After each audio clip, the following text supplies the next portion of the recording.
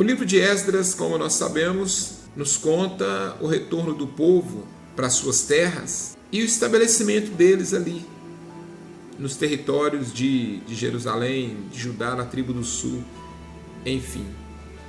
O capítulo 3 nos chama a atenção porque ele nos fala qual foi a preocupação deles quando eles entraram na terra.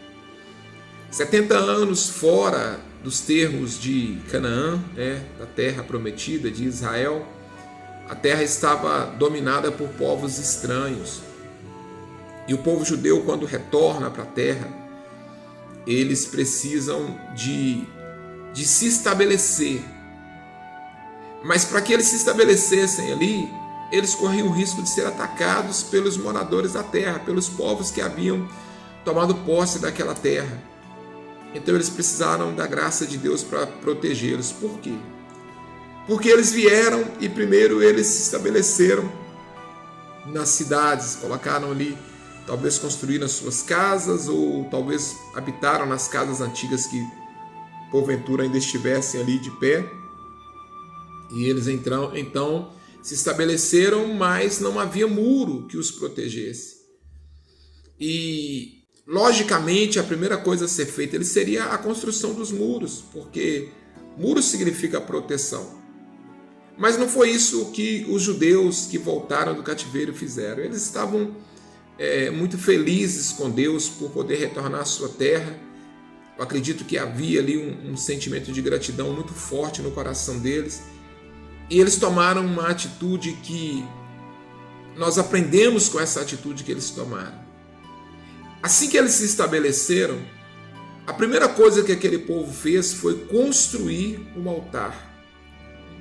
Mesmo que eles estivessem aterrorizados com os inimigos, com os moradores da terra, estavam com medo de serem atacados, mas eles restabeleceram a adoração ao Senhor através das ofertas de sacrifício, através da construção do altar. Então, essa atitude do povo ali em Israel, de volta em Israel, essa atitude deles, antes mesmo de construir os muros, que significavam proteção, eles reconstruíram o altar, simbolizavam muita coisa. Primeiro, dizia que a proteção deles estava no Senhor, que quem os protegia era o Senhor. Então, embora eles tivessem medo, que era natural que tivessem, mas eles restabeleceram o sacrifício diário porque eles precisavam estar bem com Deus.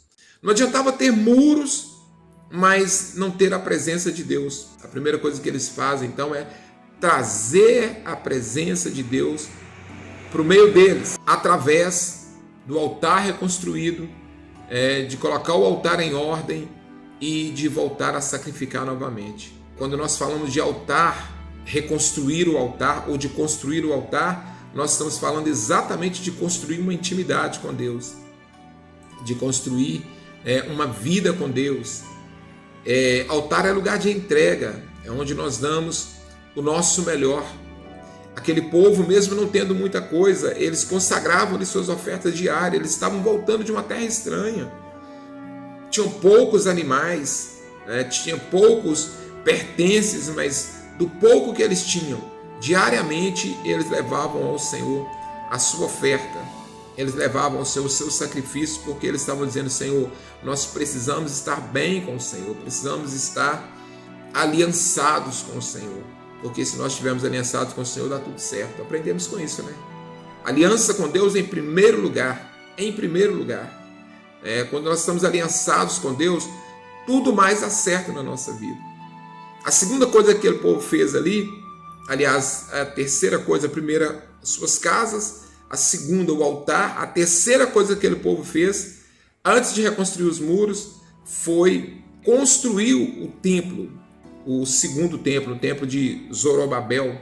Nesse momento que o segundo templo ele é reconstruído, ou construído. Não tinha tanto glamour quanto o templo de Salomão, mas os velhos ficaram radiantes, eles ficaram ali chorando de felicidade diante daquilo que eles estavam vendo. Não tinha todo o glamour da época de Salomão, porque Salomão foi um rei muito rico, mas eles estavam restaurando o templo para adorar o Senhor. Os jovens estavam alegres porque eles não tinham vivido o tempo do primeiro templo, mas estavam felizes, estavam alegres. Mas os velhos estavam radiantes, porque a glória da segunda casa seria maior do que a primeira. Eles criam nisso, então estavam felizes, mesmo que não houvesse o mesmo glamour do primeiro templo, mas o templo estava sendo reconstruído, ou seja, os serviços ao Senhor voltariam a ser feitos em Israel. Eles estavam verdadeiramente se estabelecendo na terra.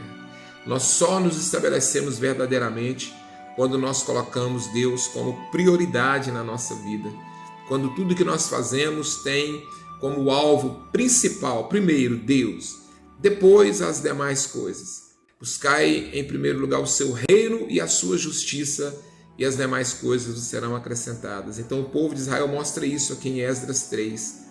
Primeiro eles tinham que habitar, né? Na sequência, de imediato, reconstrói o altar, para que eles pudessem trazer Deus por meio deles e aliançar com Deus. E finalmente eles constroem o templo, porque ali eles poderiam adorar o Senhor verdadeiramente e se comprometer com o Senhor. Só a título de informação, a gente pode talvez falar a respeito disso qualquer dia.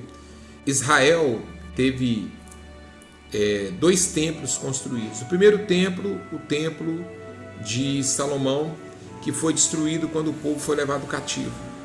O segundo templo, o templo de Zorobabel. Esse templo de Zorobabel é o templo que existia na época de Jesus. Aí você diz assim, mas por que diz lá que é o templo de Herodes? Porque na época de Herodes, Herodes foi um grande construtor. E Herodes ampliou e melhorou a construção do templo. Zorobabel fez um templo simples, com as dificuldades que tinha. E Herodes, como era um grande construtor, ele ampliou o templo assim, de uma forma extraordinária. Então, a estrutura que existe hoje em Israel, o que sobra do Muro das Lamentações e tudo mais, é desse templo, né? Dessa reconstrução que Herodes fez ali, dessas melhoras que ele fez. Então essa é a história do templo de Jerusalém. O templo de Salomão foi destruído quando o povo foi levado cativo. O templo de Zorobabel, ele foi destruído 70 anos depois de Cristo. No ano 70 depois de Cristo, os romanos invadiram Israel, invadiram Jerusalém e destruíram o templo. E hoje o povo judeu adora a Deus lá no Muro das Lamentações, que é o que sobrou do segundo templo, o templo de Zorobabel ou Herodes, e eles aguardam a vinda do Messias que eles esperam, que vai dar para eles condições de construir o terceiro templo. Nós sabemos que esse Messias que eles esperam, na verdade, é o Anticristo, né?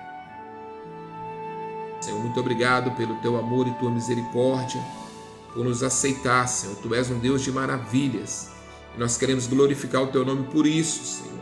Senhor, buscamos a ti em primeiro lugar em nossas vidas, Pai querido. Venha habitar em nós, receber o melhor de nós para a glória do teu santo nome. Nós nos entregamos a ti nesse dia, Pai, e queremos, Senhor amado, adorar e servir ao Senhor todos os dias da nossa vida, aliançados contigo, em nome de Jesus. Amém. Deus te abençoe.